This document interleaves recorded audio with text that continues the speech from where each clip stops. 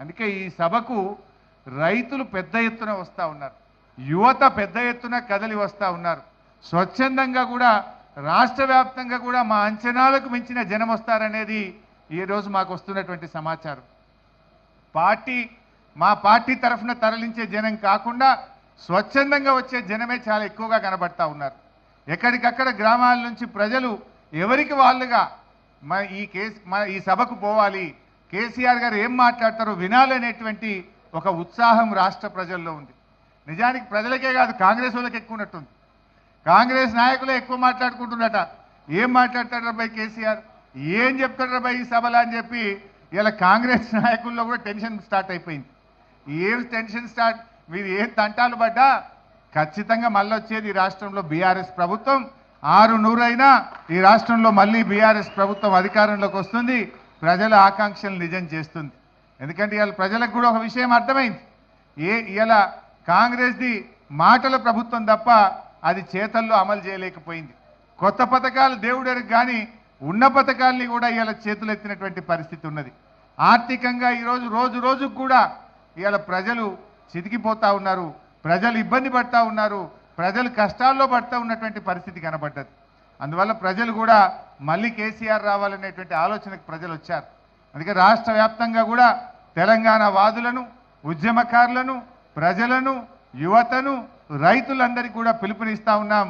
రేపటి సభకు మీరందరూ కూడా స్వచ్ఛందంగా పెద్ద ఎత్తున తరలి రావాలని కోరుతా ఉన్నాం. ముఖ్యంగా కార్యకర్తలతో కూడా మనవి, కావాలని ప్రభుత్వము పోలీసులు ట్రాఫిక్ జామ్ చేసే కుట్రలు చేస్తుంది.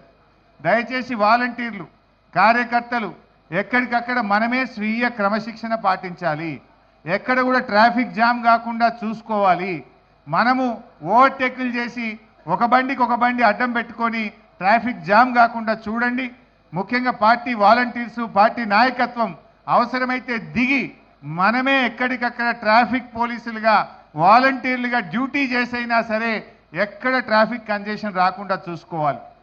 రోడ్డు మీద నిలబడండి అవసరమైతే. దయచేసి అందరూ కూడా సహకరించాలి. ప్రజలకు కూడా మేము విజ్ఞప్తి చేస్తూ ఉన్నాం. వరంగల్ ప్రజలు విఘ్నులు. మొదటి నుంచి కూడా ఆచార్య జయశంకర్ గారు మరి ఇదే వరంగల్ నుంచి కేసీఆర్ గారికి వెన్నుదండగా నిలబడ్డారు. కేసీఆర్తోనే తెలంగాణ సాధ్యమవుతుందని జయశంకర్ సార్ బతికున్నంత కాలం కేసీఆర్ వెంట ఉన్నారు, కేసీఆర్ని ఆశీర్వదిస్తూ నడిపారు. వరంగల్ ప్రజలు ఎప్పుడు సభలు జరిగినా ఎంతో గొప్పగా తరలి వచ్చిండ్రు, సహకరించిండ్రు.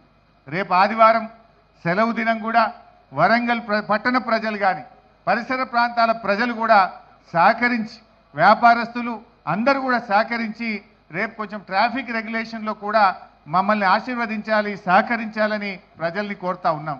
ఈ సభ రజతోత్సవ సభ, ఇది పార్టీ జరుపుకునే సభ కాదు. ఈ రాష్ట్రం కోసం, ఈ రాష్ట్ర ప్రజల కోసం, ఈ రాష్ట్ర ప్రజలు పడుతున్న కష్టాల్ని దూరం చేయడం కోసం, ప్రభుత్వం మీద ఒత్తిడి తేవడం కోసం, ఈ పార్టీ సాధించిన విజయాలను చెప్పడంతో పాటు ప్రజల కోసం జరిగేటువంటి సభ. ఈ సభ ఈ రాష్ట్రం కోసం, ఎందుకంటే బీఆర్ఎస్ పుట్టిందే తెలంగాణ కోసం. బీఆర్ఎస్ తెలంగాణ ప్రజల గుండెల్లో నుంచి, తెలంగాణ ప్రజల ఆలోచనలో నుంచి పుట్టినటువంటి పార్టీ కనుక రేపటి సభ విజయవంతానికి వరంగల్ ప్రజలు, ఈ పరిసర ప్రాంతాల ప్రజలు, వ్యాపారస్తులు అందరూ కూడా సహకరించాలి.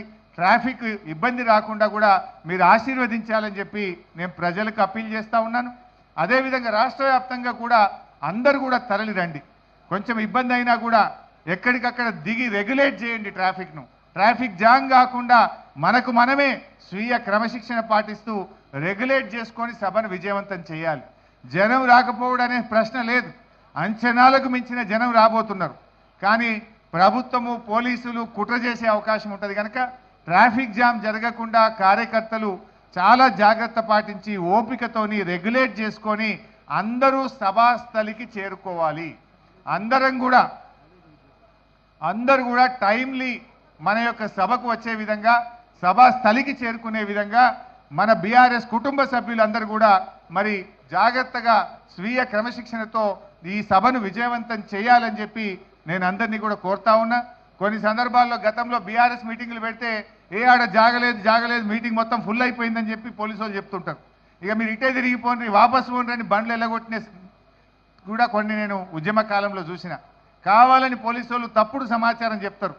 ఆడ మొత్తం ట్రాఫిక్ జామ్ అయిపోయింది, ఫుల్ అయిపోయింది, ఆడ జాగలేదు, ఇక మీరు ఓన్రీ ఇంటికి అంటారు. అట్నుంచి అటే బండ్లు మలిపే కుట్రలు చేస్తూ ఉంటారు, తప్పుడు సమాచారం చెప్తా ఉంటారు. ఇటు వేటిని కూడా నమ్మొద్దు.